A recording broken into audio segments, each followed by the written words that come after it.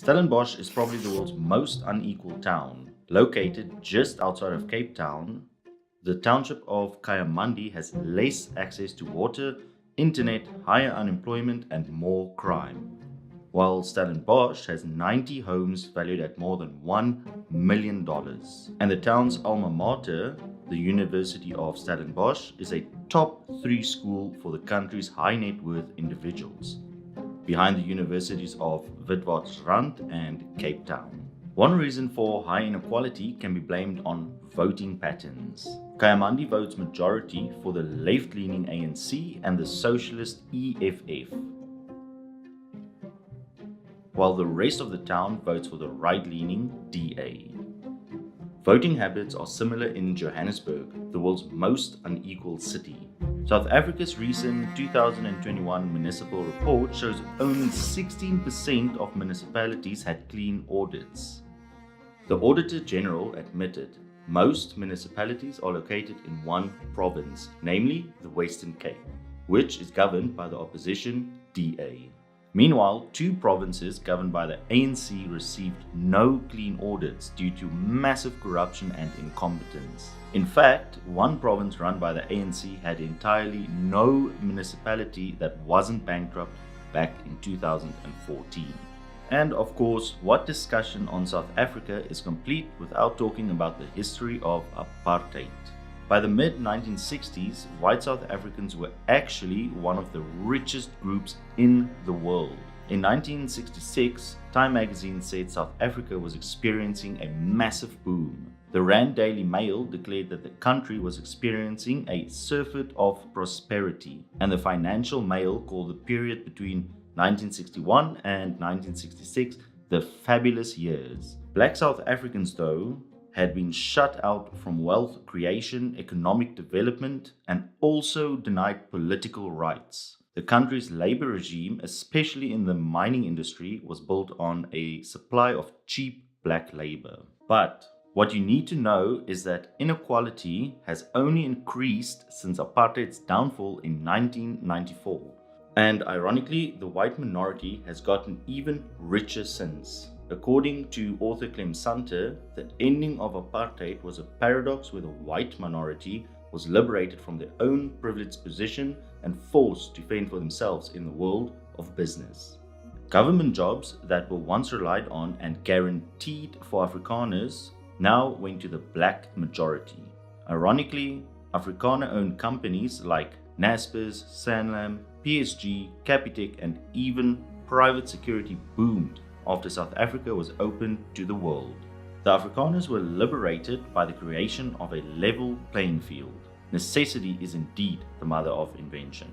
Entitlement shackles it, Santa said. Now, the town has 2 homegrown billionaires, Johan Rupert worth $7 billion and Michiel Leroux worth $1.3 billion, both founders of big banks. Considering that a billionaire has the income of about 50,000 people and that a third of the people in Stellenbosch live on $100 a month, you can see that the vast majority of the town's wealth is in the hands of a few people, known as the Stellenbosch Mafia. Rupert has quietly pledged to give away all of his wealth. He has spent hundreds of millions of rands of his own money on poverty alleviation projects, refurbished historical buildings and schools, funds a hospitality academy that has trained thousands from disadvantaged backgrounds for careers in tourism, and provides daily meals to hundreds. He also supports the Free Market Foundation, with which he has partnered to secure title deeds for people without property in Stellenbosch. And he provided the impetus and capital to start non-profit organizations, Freedom Under Law. Meanwhile, Leroux now spends his time managing his well-endowed Millennium Trust, which, according to some estimates, has a war chest of more than $100 million of his personal fortune, with a goal to make South Africa a better place. He donates heavily to anti-corruption NGOs such as Amabungane, Freedom Under Law, and Corruption Watch. Rupert's dislike of politicians and the apartheid government started in around 1974. when he worked at Chase Manhattan Bank under David Rockefeller, saying, "I didn't know black people when I was young and living in Stellenbosch. Back then, there was something like 10,000 black people in the whole of the Western Cape. I became an opponent of apartheid because of what the government did to the colored people.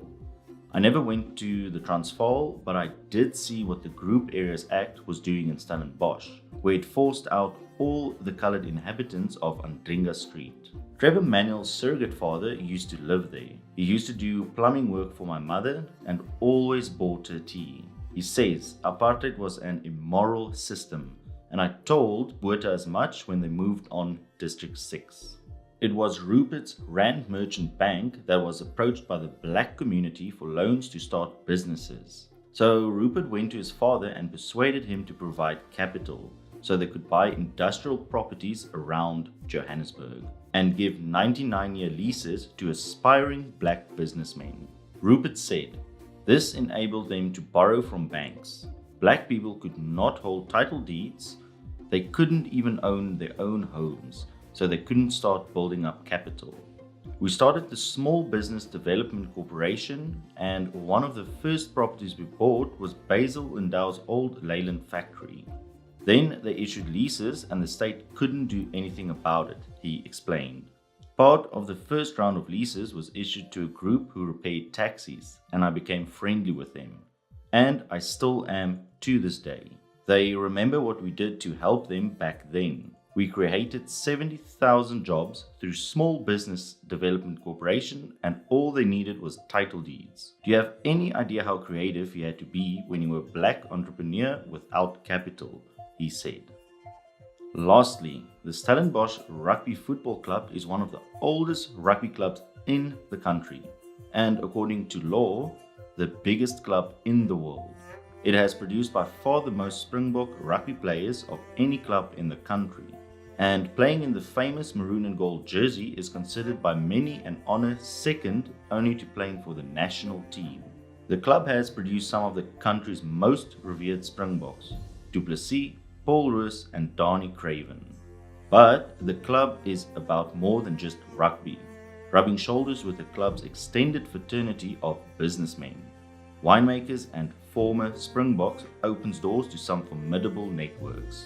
The VIP section in the grandstand of the Dani Craven Stadium, with its bar and reception areas, is a place to court the town's elite, develop new relationships and exhibit one's status.